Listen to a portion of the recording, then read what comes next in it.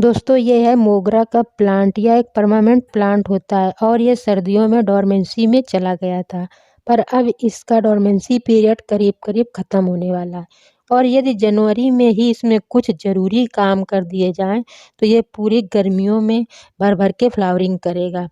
मोगरे के पौधे को कैसे रेडी किया जाए, इसमें कौन-कौन सी खाद डाल दी जाए जिससे यह वापस हरा-भरा हो जाए और फ्लावरिंग भी बम्पर करे। तो मोगरे का पौधा अक्टूबर से जनवरी तक डोरमेंसी में रहता है। ठंड में बिल्कुल सूख सा जाता है, इसके पत्ते सूख जाते हैं और ख़राब हो जाते हैं। लेकिन यदि जनवरी में इसमें कुछ टिप्स अपना ली जाएँ तो ये पूरे सीज़न भर के फ्लावरिंग करता है। गार्डन को महकाता रहता है। इसे स्वस्थ करने के जो टिप्स हैं उनमें जो सबसे पहली टिप्स है, तो सबसे पहले इसे चेक करना है, इसके पत्तों को देखना है। आपको इसके पत्तों को चेक करना है, यदि उसमें से कुछ पत्ते खराब हो गए हैं, सूख गए हैं, बेजान हो गए हैं तो उन्हें कट करके हटा दीजिए। बेजान पत्तों को हटा देने से नई-नई पत्तियां फिर निकलेंगी। इसके बाद आपको इसके स्टैम्प को भी चेक करना है। यदि स्टैम्प सूख गया है तो उसको भी कट करके हटा दें और यदि थोड़ा-सा भी स्टैम्प आपको हरा लग रहा है तो आपका स्टैम्प फिर से हरा-भरा हो जाएगा, पौधे फिर से नई-नई पत्तियां निकालेगा। सर्दियों के कारण पौधा थोड़ा बेजान-सा हो गया है, लेकिन यदि कुछ केयर कर दी जाएगी तो ये फिर से पूर्णतः स्वस्थ हो जाएगा और इसमें फिर से नई-नई कलियाँ निकलेंगी और मार्च के शुरुआत होते ही इसमें बड्स आने लगेंगी और ये पूरे गर्मियों के सीजन भर के फ्लावरिंग करेगा। दूसरा स्टेप है उसमें दोस्तों इस पौधे को गमले के बाहर निकालना, देखना है कि कहीं रूट बाउंड तो नहीं हो गया, इसका रूट बाउंड चेक करना है। गमले से पौधे को बाहर निकालने के लिए पहले आप धीरे-धीरे गमले से मिट्टी निकाल लीजिए, इसके आसपास की मिट्टी बाहर निकाल लीजिए। इसके बाद पौधे को हिलाते हुए बाहर निकालिए। यदि पौधा नहीं निकल पा रहा है तो इस गमले को टेढ़ा करके इस पौधे को बाहर निकालें। बाहर निकाल कर देखते हैं यदि इसमें रूट बाउंड हो गया, बहुत सारे रूट इकट्ठे हो गए हैं तो उनको कट करके हटा दीजिए। यदि ऐसा नहीं हुआ है तो कोई बात नहीं, नीचे की थोड़ी मिट्टी हटाकर इसे साफ कर लीजिए। अब इसके लिए सॉइल मिक्स तैयार कर लीजिए। सॉइल मिक्स में आपको 50% कंपोस्ट तो ज़रूर लेना है। जो भी कंपोस्ट आपके पास हो, वर्मी कंपोस्ट, काऊ डंग कंपोस्ट या किचन वेस्ट कंपोस्ट, तो इसके सॉइल में आपको 50% कंपोस्ट तो डालना ही है, क्योंकि मोगरा का प्लांट एक हैवी फीडर प्लांट होता है। तो इसको इस तरह से निकाल लेने के बाद अब इसे रूट चेक करते हैं। रूट देख लिया, ज़्यादा रूट नहीं है, यदि है तो कट कर देना है। इसके बाद गमले का ड्रेनेज होल फिर से कवर कर दें और इसमें अब मिट्टी फिल करें।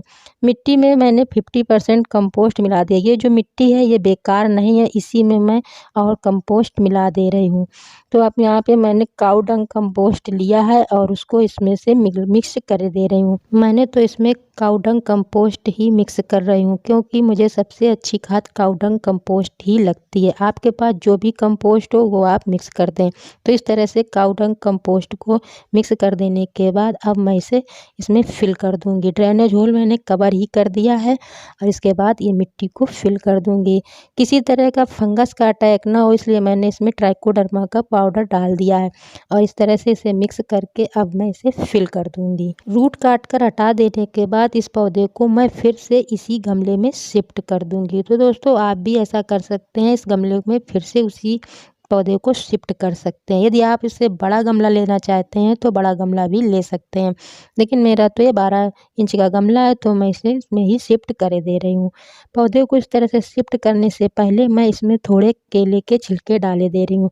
केले के छिलके पोटेशियम रिच फर्टिलाइज़र होते हैं, धीरे-धीरे कंपोस्ट होकर के पौधे को पोटेशियम प्रोवाइड कराएँगे, जिससे पौधा बहुत अच्छी फ्लावरिंग करेगा। तो इस तरह से डाल दिया, थोड़ी मिट्टी और डाल दी है और इसके बाद मैं अब इस पौधे को भी इसमें रखे दे रही हूँ। केले के छिलके दोस्तों सुखा कर के ही डालने हैं, नए केले या ताज़े केले के छिलके नहीं डालना है।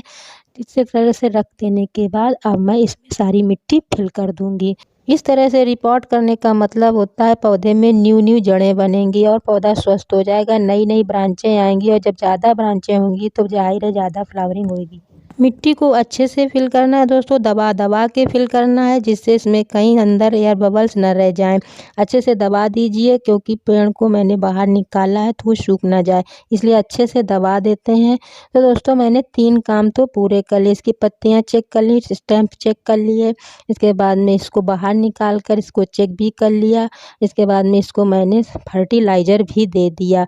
अगला जो चौथा काम है उसमें दोस्तों इसमें पानी डाल करके इसे धूप में रखना है। इस तरह से मिट्टी को दबा करके अच्छे से दबा देने के बाद अब इस पे कर देनी है वाटरिंग।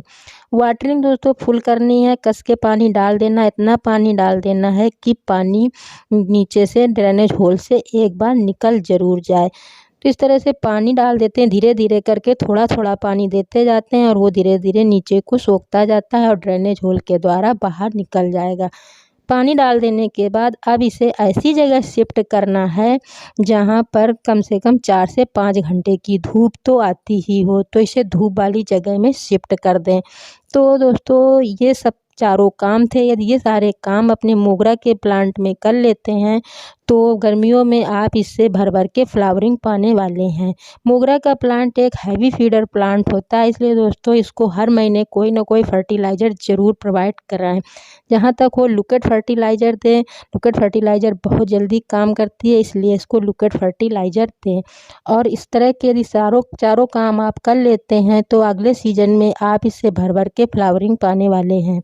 तो आशा करते हैं दोस्तों कि आपको ये जानकारी पसंद आई होगी, और यदि ये जानकारी आपको पसंद आई हो तो वीडियो को लाइक अवश्य कर दें। और मिलते हैं दोस्तों किसी अगले वीडियो में एक नई जानकारी के साथ।